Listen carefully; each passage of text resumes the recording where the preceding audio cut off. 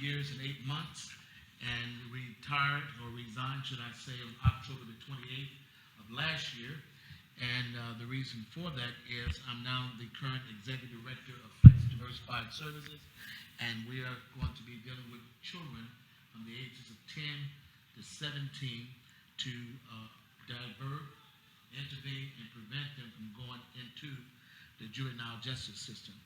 And I am delighted to say that I am not the originator of this program. My wife, Pastor Dr. Rhonda Brown, is the founder of Phlex Diversified Service. And so at this time, I'm going to turn it over to her to let her give you some brief information about the program. Phlex Diversified Services is a juvenile diversion intervention prevention program. Phlex stands for Preparing Healthy Lives to Embrace Excellence. Our goal with Phlex is to develop skills, positive attitudes, and behaviors that will enable our youth to grow emotionally, morally, physically, and spiritually to become productive citizens in our society.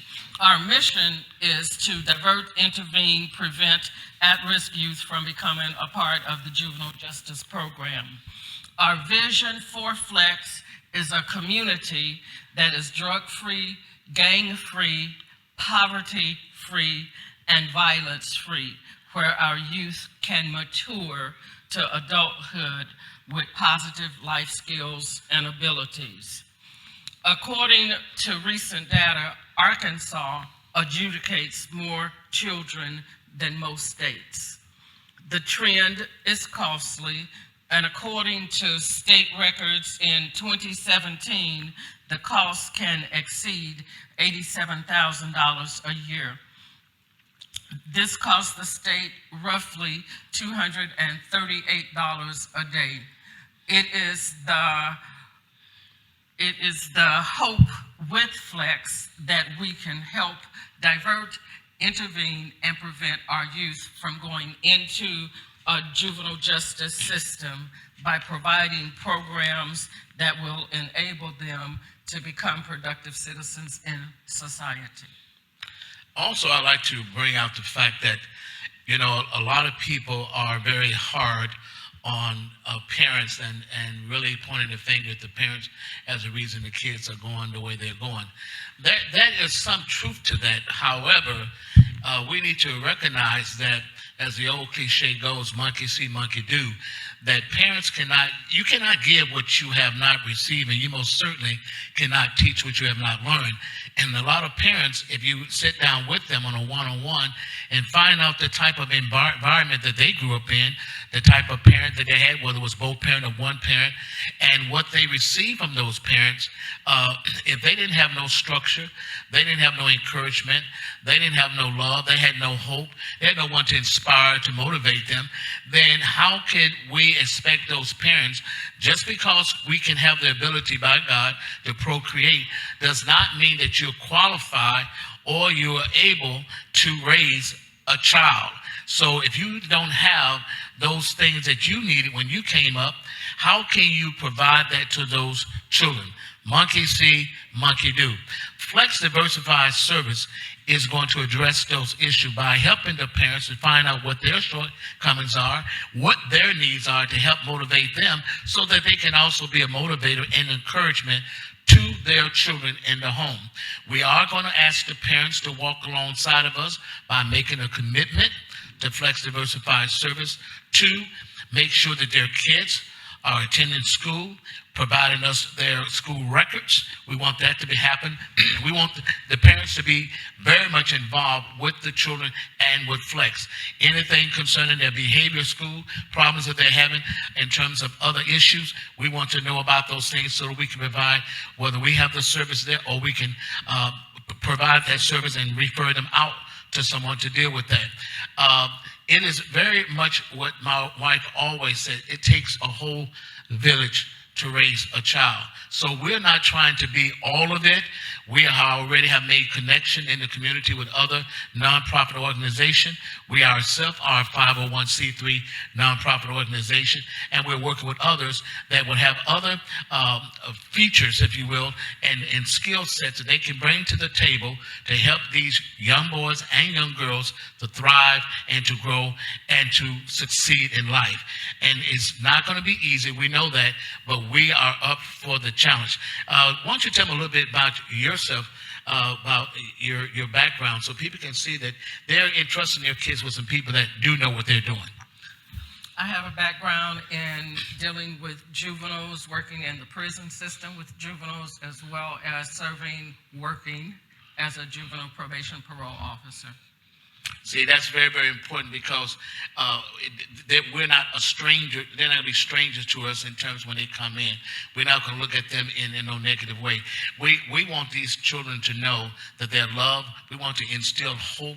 We want to instill them to have visions, and we're going to be doing vision board to help them to aspire. The Bible says without a vision, the people perish. We want them to know that God has a purpose and a plan for their life, and just where you start doesn't mean where you have to end. So we're going to take everything that we have to help these kids to succeed. The program itself is 3 months. It's 120 hours. This is going to be in the afternoon. The program will be in the afternoon from 3:30, I think it is 3:15 to 5:15. We'll have it each day, Monday through Friday. That's when the parents will be able to bring their kids. We do have an assessment part of the program to determine if that child will be qualified.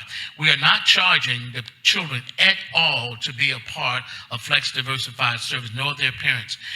We want this to be a program that's offered to whomsoever that needs it, that wants to help and willing to make the commitment. We're not charging them. Well, we do charge. I should say this. We do charge. Here's what we charge. We charge, and it will cost them commitment. We want the child and the parents to be committed to making sure that they succeed, to enable them to want to succeed. That's what we're charging. In terms of dollars and cents, no. But commitment and them walking alongside of us is exactly what we want them to do. Anything else you'd like to say? I think something you have that is very, very important that you can bring out real quickly is that aspect there. Okay. One of the things that we would ask the parents to do would be to utilize the family model with their children.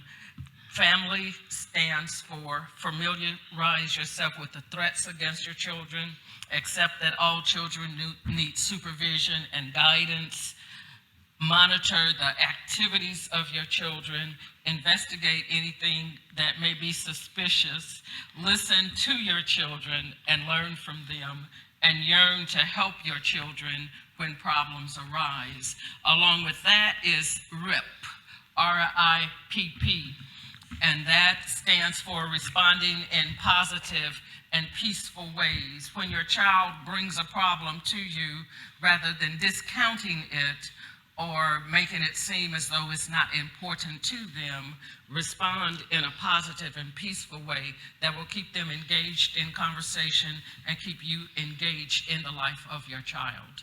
And also, we are at Phlex Diversified Service. We are going to be dealing with some really major issues.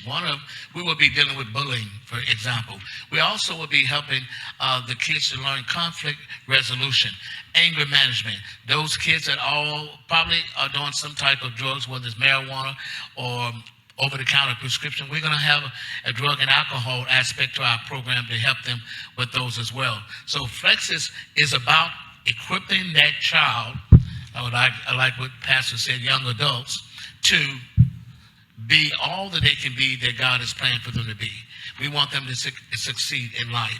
And that's what we're committed to doing. And we're asking for the community, the church, and all of them to come alongside of us to help us do it. Now, there are some things that the churches can do.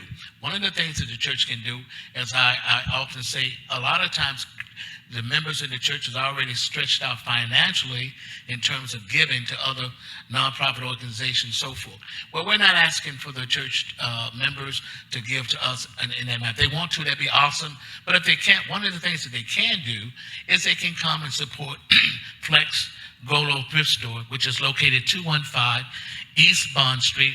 That's off of Missouri Street, right across from what is called Roller Citizen. It used to be the old Eastern Arkansas building.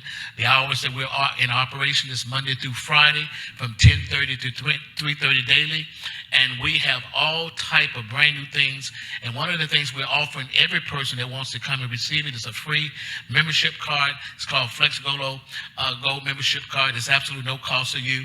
That card will allow you all the way throughout this entire year to be able to come into Phlex Gold thrift store, and you'll be able to get any merchandise for half on half. Example, if there's a product in the store that's $20, it's brand new, instead of us charging that, you'll half it from 20 to 10, you'll half it again from 10 to $5. We want the parents and every person in this community to be able to save, because we know that times are hard. But that is a way to help fund Phlex Diversified service, is by your coming in supporting our store.